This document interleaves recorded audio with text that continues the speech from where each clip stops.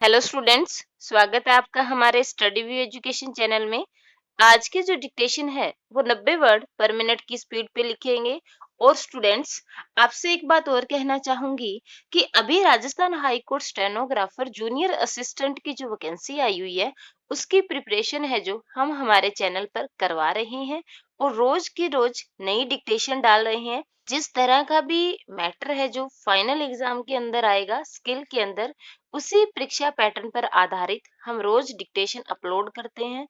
तो यदि आपने हमारे स्टडी व्यू एजुकेशन चैनल को अभी तक सब्सक्राइब नहीं किया है तो प्लीज सब्सक्राइब कर लीजिए, वीडियो को लाइक और शेयर भी कर दीजिए। डिक्टेशन स्टार्ट होगी 3 सेकंड बाद। Ready, start.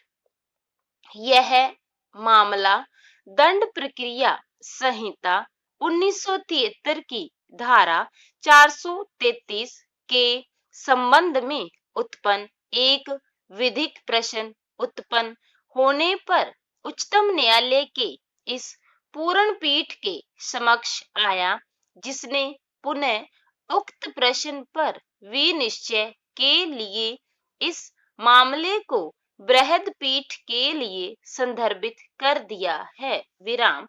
वर्ष 1978 में किए गए एक संशोधन के द्वारा दंड प्रक्रिया संहिता में जोड़े गए धारा 433 के अंतर्गत निम्न उपबंध किया गया है। पैरा 433 कै कुछ मामलों में छूट या लघुकरण की शक्तियों पर निर्बंधन, धारा 432 में किसी बात के होते हुए भी जहां किसी व्यक्ति को ऐसे अपराध के लिए जिसके लिए मृत्यु दंड विधि द्वारा उपबंधित दंडों में से एक है, आजीवन कारावास का दंडादेश दिया गया है, या धारा 433 के अधीन किसी व्यक्ति को दिए गए मृत्यु दंडादेश का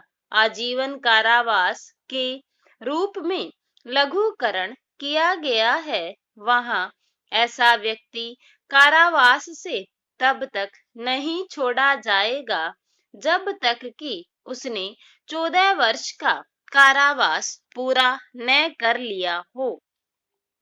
पैरा अर्थात यदि किसी दोष सिद्धि को आजीवन कारावास का दंड दिया गया है तब उसे दंड के छूट या लघुकरण की दशा में तब तक नहीं छोड़ा जाएगा जब तक कि वह 14 वर्ष तक का कारावास नहीं भुगत चुका है। विराम।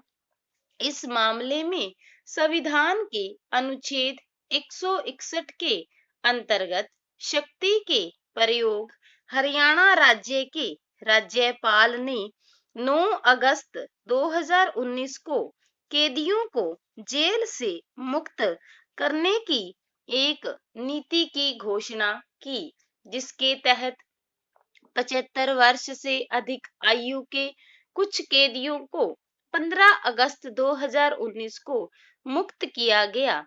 अपीलार्थी भारतीय दंड संहिता की धारा 302/34 के अंतर्गत आजीवन कारावास की सजा भुगत रहा था और कुल मिलाकर 8 वर्ष की सजा भुगतता था, किंतु उपर्युक्त नीति की घोषणा के बाद उसे 15 अगस्त 2019 को मात्र इस कारण मुक्त कर दिया गया कि उसकी उम्र 75 वर्ष से अधिक थी। विराम।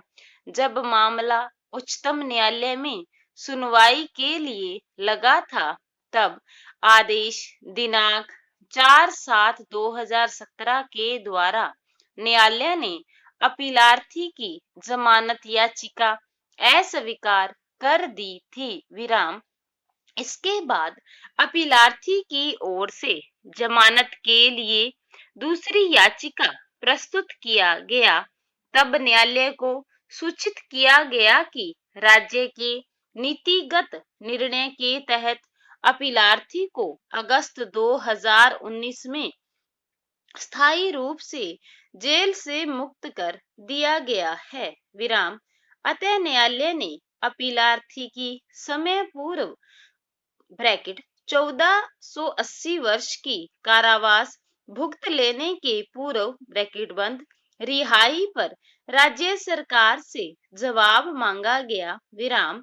प्रत्युत्तर में राज्य सरकार ने पीठ को सूचित किया कि राज्य के राज्यपाल ने संविधान के अनुच्छेद 161 के अंतर्गत प्रदत्त शक्ति के प्रयोग में दिनांक 2/8/2019 को एक आदेश जारी किया है, जिसके तहत कुछ श्रेणी के कैदियों को 15 अगस्त 2019 को उनके कारावास की अवधि में छूट प्रदान करते हुए उन्हें जेल से मुक्त कर दिया गया है। विराम। तदनुसार छोड़े गए दोष सिद्ध कैदियों की श्रेणी निम्नवत थी। पैरा। 1 नंबर पॉइंट 15 अगस्त 2019 को ऐसे पुरुष कैदी जिन्हें आजीवन कारावास का दंड दिया गया, जिनकी उम्र 75 वर्ष से अधिक है और उन्होंने 8 वर्ष तक की कारावास भुगत चुके हैं, और ऐसे महिला 500 कैदी जो 15 अगस्त 2019 को 65 वर्ष या अधिक उम्र की हैं और 6 वर्ष का कारावास भुगत चुकी हैं और कारावास के दौरान उनका चरित्र उत्तम रहा है तथा निरुद्धि के दौरान उन्होंने पिछले 2 वर्ष के भीतर कोई जेल अपराध नहीं किया है, उन्हें तत्काल छोड़ दिया जाएगा।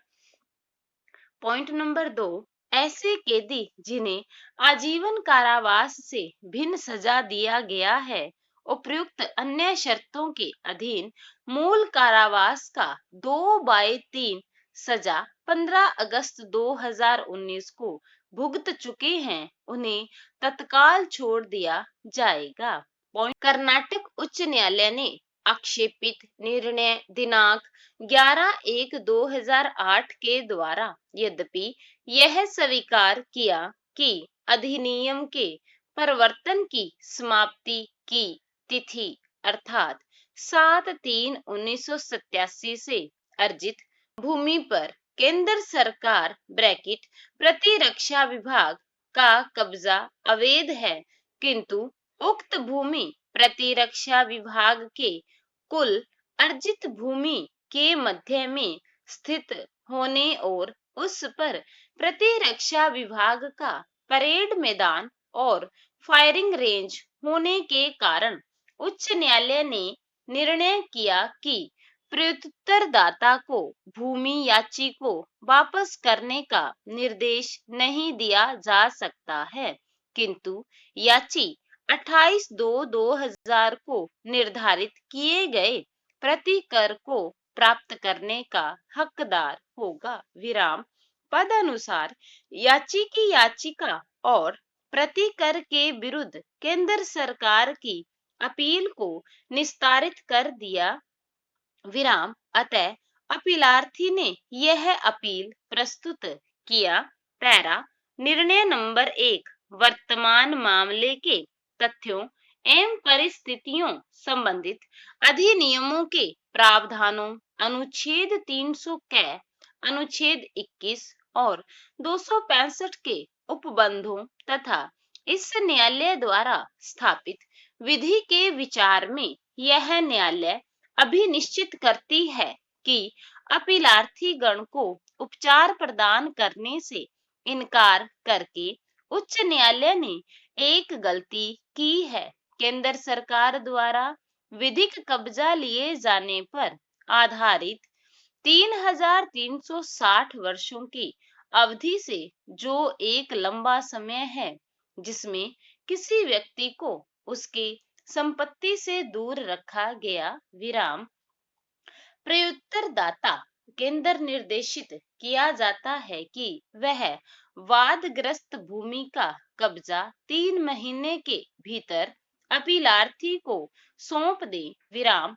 आगे भी अपीलार्थी को सांपत्तिक मूल्य और पिछले 20 वर्षों के लिए प्रत्येक 5 वर्ष हेतु पुनः अर्जित वार्षिक मूल्य आधारित नए सिरे से प्रति कर की मांग करने का अपीलार्थी का विकल्प खुला होगा। विराम।